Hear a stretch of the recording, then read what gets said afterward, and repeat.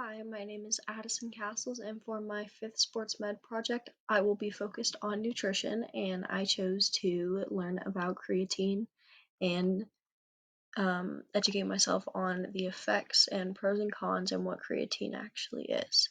So, what is creatine? Creatine is found in vertebrates where it facilitates recycling of adenosine triphosphate, the energy currency of the cell, primarily found in muscle and brain tissue.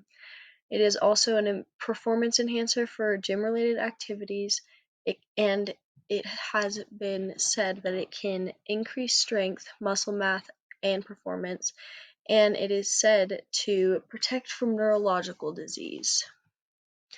Creatine can be ingested in many ways, but three of the most common ways are a creatine pill, creatine powder, and creatine chews. So here we will be focusing on a load week, which is the week where you will be ingesting the most amount of creatine during your cycle. So off of all of these different types of creatines, we will be accumulating to 20 grams a day for 5 to 7 days straight. After that, you can taper down to 2 to 10 grams per day, and you can taper down depending on what you need or what someone like a nutritionist or doctor recommends. So for the pill, one of the pills is 1 gram, which is 750 milligrams. And so you'd end up having to take 20 pills a day, which in moderation would be a lot of pills, and you'd probably take five pills 4 times a day. Um, so then for the powder for a full scoop, you can put it in water or you can dry mouth it by just putting the powder completely into your mouth and chasing it down with water, something like that. The powder has 5 grams per full scoop, so in that day you'd have to take 4 scoops to equal 20 grams. And then the gummies are 5 grams per every 4 gummies. So then you'd end up having to take 16 gummies total to get that 20 grams daily mark.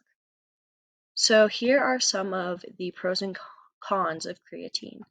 So some of the pros are it may increase muscle mass and strength, and just because it provides the muscles with extra fuel for a longer / harder workout. It may prevent muscle loss in older adults, which happens because it may help slow scarponia, which is muscle loss and muscle strength loss throughout the aging process. And it may also improve brain function because it increases the delivery and energy supply to the brain of creatine, and creatine is found in the brain and vertebrae. But here are some of the cause. Muscle cramping may occur, and it has been said that it may damage the kidneys, liver, and heart.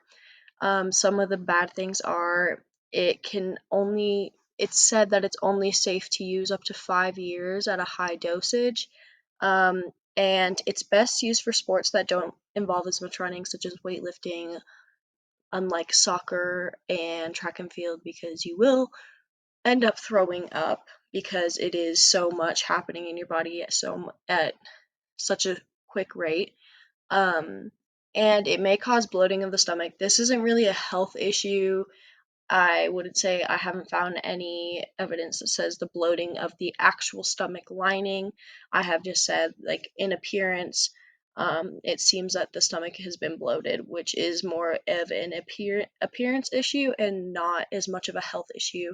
Um, uh, as you look at these, though, you can see that I listed May before almost every single one of them.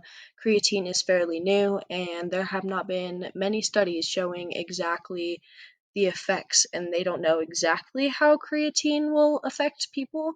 So a lot of creatine's facts are if, ands, and buts. And that is my presentation. Thank you so much.